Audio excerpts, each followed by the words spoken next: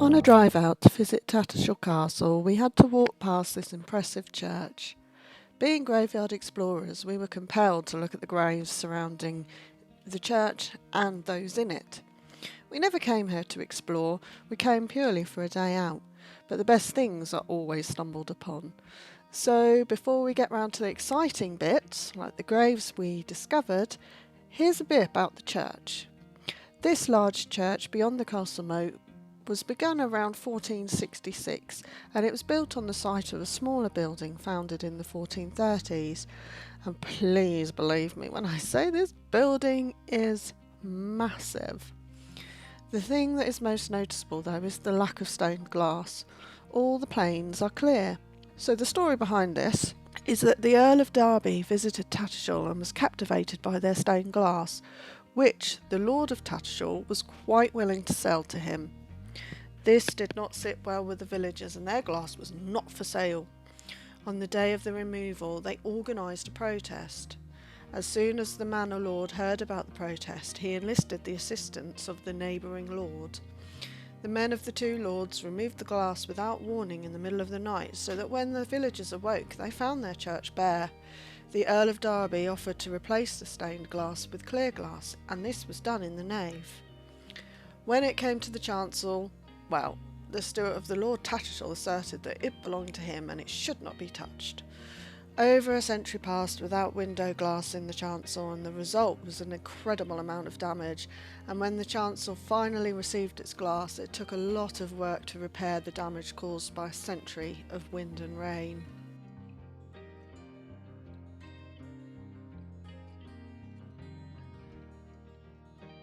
I do have to apologise about the odd angles of the camera. I did not come here to film, so I didn't have my stick thing that made everything straight, so that's just a reflection of my personality, I think, a bit wonky. Now, the graves that we stumbled upon were pretty amazing. They were all covered by these sheets, and we thought, we weren't allowed to look at them. But upon reading, it seems that the church has quite a lot of bats in it. So if you like bats of all different species, that's your place to go.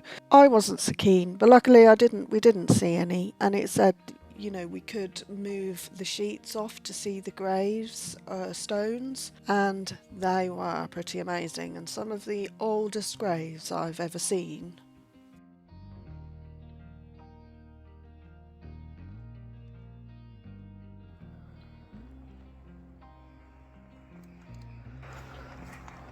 I've never seen anything like that. Oh, me neither. These brasses date back to the 1400s. They were made in Norwich and mark the graves of Ralph, Lord Cromwell, and his wife Margaret, now sadly mutilated, and Maud, Lady Willoughby, and Lady Joan Cromwell. It is thought that they were all laid in the chancel upon its completion in around 1475 to 1476.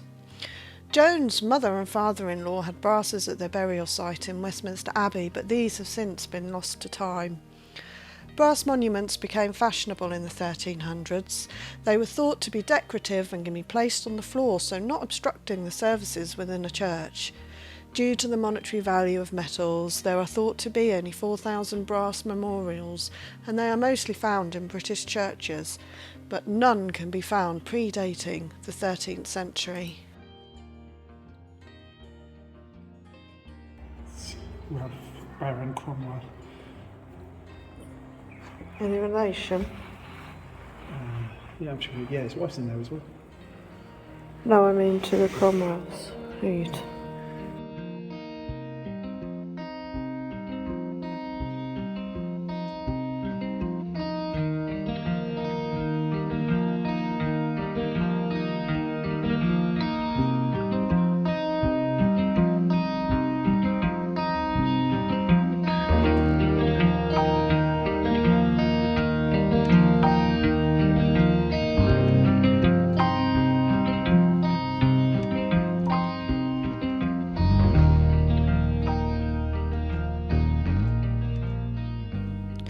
So amongst many things we stumbled across in this church, another thing I stumbled across was this ancient graffiti. I've never seen graffiti this old before, and the fact that it was on the pillar of this church and it is so beautiful, it just makes me wonder whether today's graffiti will be looked upon in many years to come like this one is. I somehow doubt it, but it was just amazing to see somebody had written their name in the church in that day and age.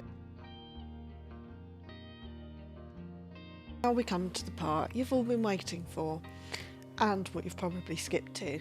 It's okay, I don't mind. The actual grave of Tom Thumb. Yes, the stories of Tom Thumb were thought to be based on the real-life antics of this man, Tom Thumb. Born in 1519, Tom was only thought to be around 18 inches tall, and his father named him Tom Thumb due to his small size. It is rumoured that Tom frequently travelled to London and that he was a favourite of the king. The date of his death of 1620 is intriguing, as that is when the history of Tom Thumb was printed. Throughout time, the tales of Tom Thumb have become folklore. Tom has been cited as one of the supernatural folk employed by servant maids to frighten children, and in other tales he was full of mischief and adventure, which included being swallowed by a cow. It is, however, noted in most of the stories that Tom was a favourite of King Arthur, like this Tom here. In the 18th century, the stories then became children's fairy tales, as many folklores did, and then became a story of morality. Is this the real Tom Thumb the books are made of? Who knows? Let me know your thoughts in the comments below.